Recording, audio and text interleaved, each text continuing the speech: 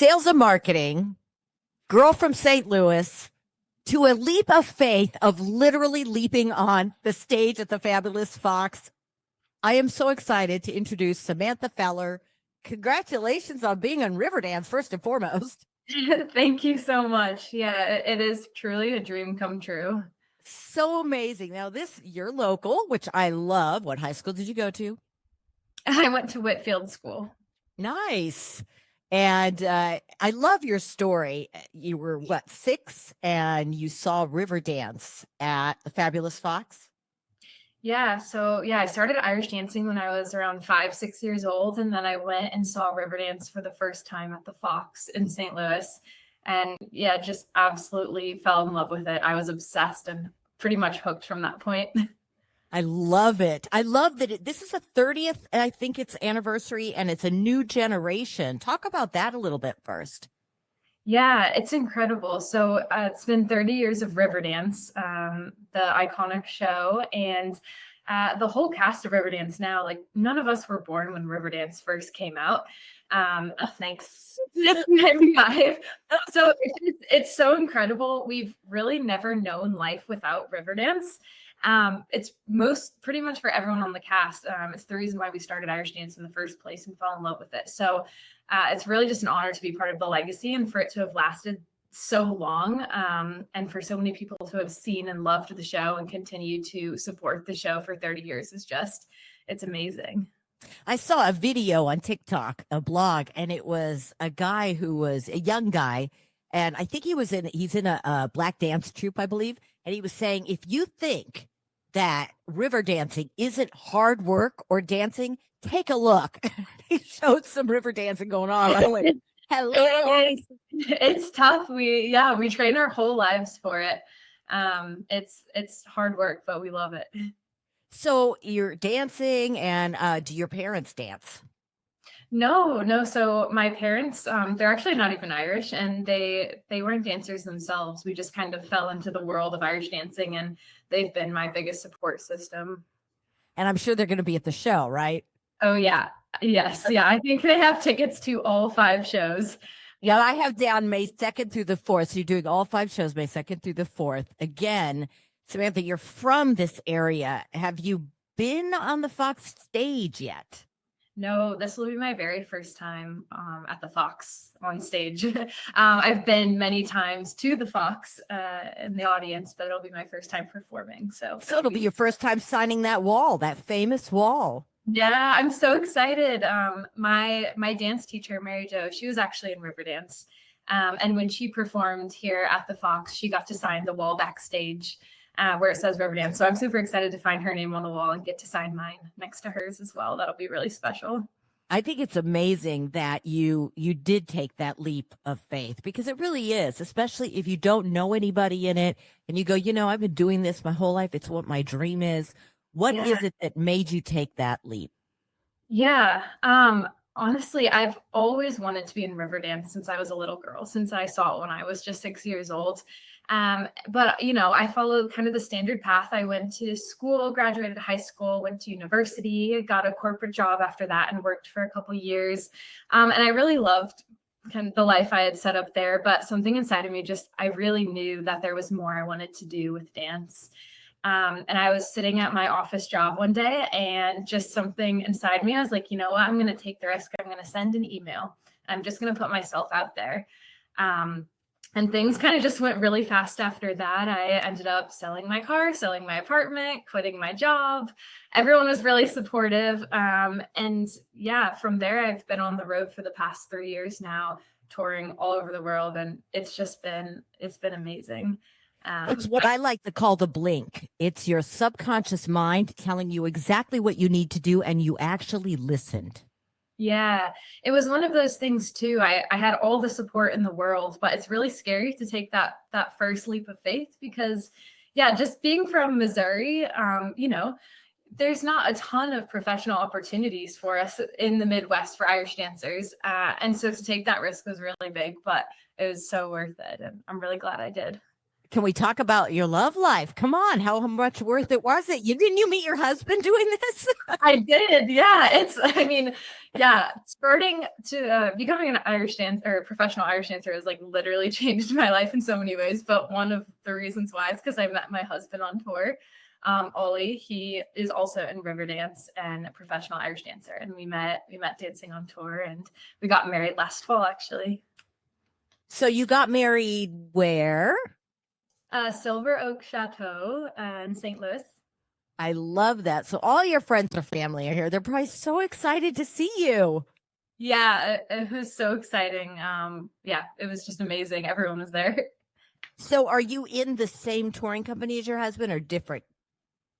We're in different touring companies, so we've been in a few together. We've also been in a few separate. Last year we actually toured with Riverdance, but on two different troupes. So yeah, we kind of go in and out. I love that. And when a lot of people back in the day when I was younger, they would make fun of Riverdance, which always bothered me because I have Scottish Irish background heritage. And I did Scottish Highland dancing when I was in high school. That was my high school did Scottish. That was really fun. Yeah. But I always defended, and I think it's different now. I think it's people really see what's involved. What do you think is the hardest thing to get across to people about Riverdance?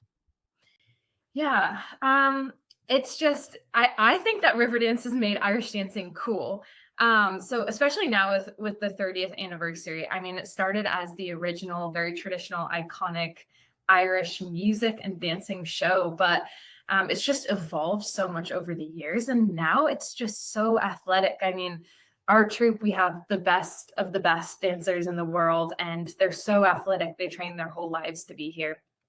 We have a cast of with world champions on it, and so I think that's the biggest thing. Is a lot of people do know Irish dancing kind of from the traditional way it started, which is so beautiful, and there's so much artistry there. But it really has evolved to be just such an athletic. People call it a sport now because it really is, and so there's a lot more energy and intensity with the dancing.